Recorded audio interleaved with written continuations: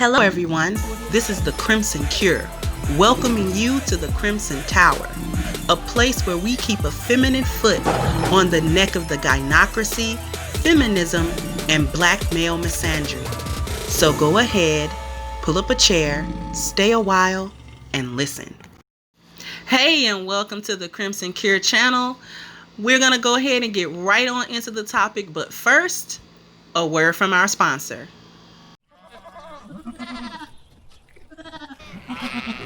This is A-Game. Fast acting, long lasting, with no side effects. With her by marrying her so that she's no longer a woman with children, she becomes a family with him. Okay, so a mother and a child is not a family, it's a mother and a child. Okay, and so when she makes the selfish decision to have a child, not start a family, but have a child, that's the first way in which she damages and hurts the family, because she doesn't have any intention to start a family. The second way in which she hurts the family is, let's say she picks a man that she wants to father her child. Well, for whatever reason, he has a job. He seems like a stable guy. He seems like a nice looking guy enough, a guy that'll tolerate her long enough.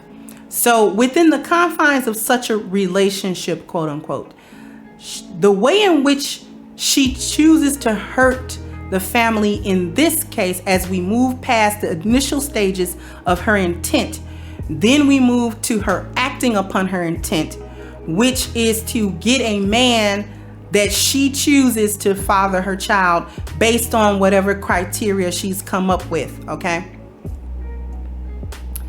And she, during the course of this so-called relationship, it could be a situationship, it could be a friends with bennies type of thing. She even will go back to an ex that she thinks might still want to be intimate with her. Perhaps she remembers that he was a little careless with contraceptives or condoms.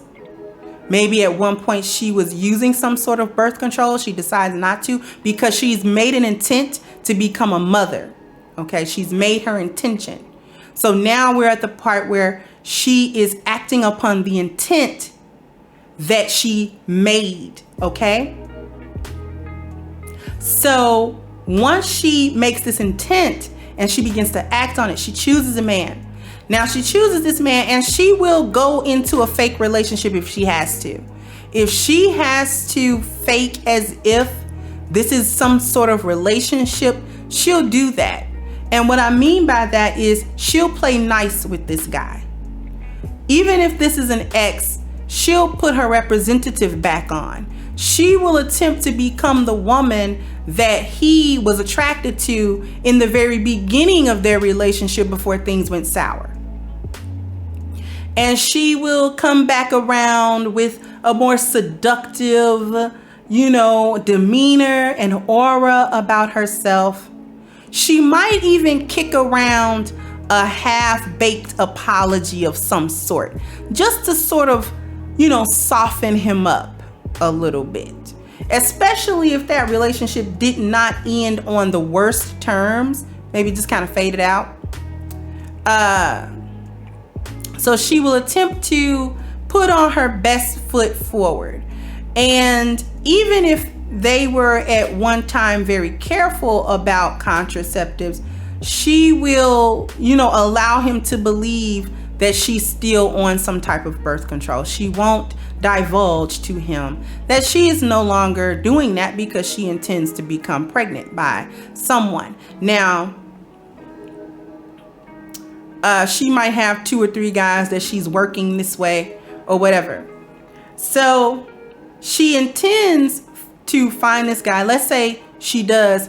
They begin to be intimate once again, and she ends up pregnant. Okay? This is a pretty common situation that I'm describing. The way in which she hurts her family is, again, not only the intent, but she is engaging in deceptive practices in order to get something that she wants, with the full knowledge that in this country, in this society, she has unilateral power to make decisions on her reproduction, and really on his reproduction also. Because once they are intimate and she becomes impregnated, the man does not have any say legally at all about what she chooses to do with that child, whether she keeps it and goes the pregnancy to term or she terminates that pregnancy. Now, he can attempt to influence her decision, but there is absolutely no legal avenue for the man, the potential father of this child, to battle her legally or to challenge her on any legal grounds. Okay? My body, my choice. So because the child grows in her womb, she does not have any obligation to include the father in any of the reproductive decision making. Okay? So the family is hurt because first, she did not create a family. Secondly, in order to fulfill a selfish need of just wanting to be a mother, she involved herself in deceptive practices with a man that he might even have verbally expressed to her that he does not want a child at all, or maybe he just doesn't want one with her. Many times a man will express that, I'm not ready for a family, I don't really want children, especially if he's a man that doesn't have children already. And so by going over his head and taking away any influence or choice that he has on whether or not he wants to be a father, she's taking the power that has been given to her by law to make unilateral decisions on who gets to be parents and who doesn't.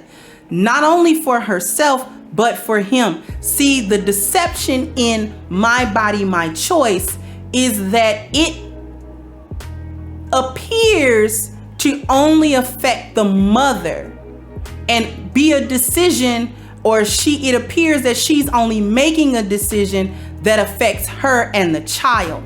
But hey guys, this is the Crimson Cure, and if you enjoyed this video, please go ahead and like, share, and subscribe. Don't forget to hit the notification bell to know when I drop new content.